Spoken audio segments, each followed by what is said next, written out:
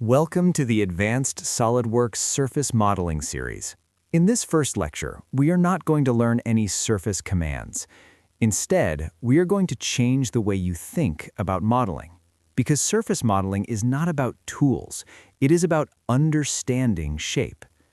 Let's start with a simple situation. You open SOLIDWORKS and you're asked to design a computer mouse. Naturally, you begin the way most people do, with solid features. You create an extrusion, add a few fillets, maybe a loft, and at first, everything looks fine.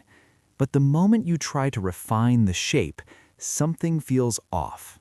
You increase a fillet radius, the feature fails. You adjust a loft profile, the geometry collapses. You try to make the mouse feel more ergonomic, and suddenly the model becomes unpredictable. This is the point where many users think they're doing something wrong. But the real issue is not your skill, it's the modeling approach. Surface modeling is not about making thin parts. It is about controlling complex shape with precision. Surfaces allow us to define curvature, continuity, and smooth transitions in a way that solid features simply cannot. When shape quality matters, surfaces become essential. Solid modeling is volume-driven. It works extremely well for prismatic parts, blocks, plates, brackets, and simple mechanical components.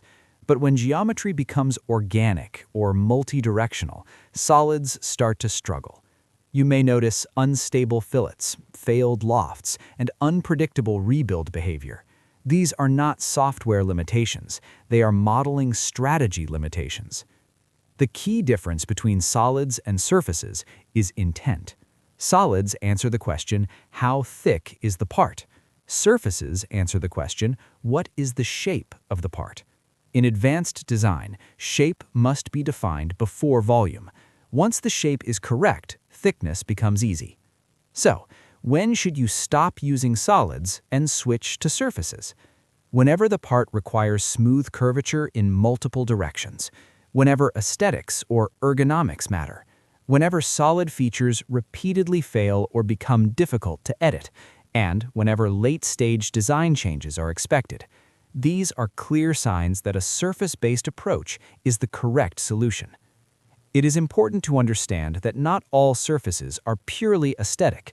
Styling surfaces focus on visual smoothness and user interaction.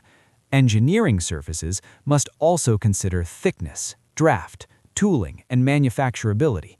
Good surface modeling balances both appearance and production. In this course, we will approach surfaces step by step.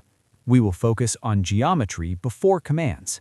We will prioritize surface quality, stability, and manufacturability, and we will apply these concepts to real-world examples.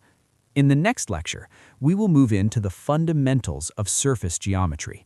We'll discuss parametric surface representation, continuity, and how to read surface quality.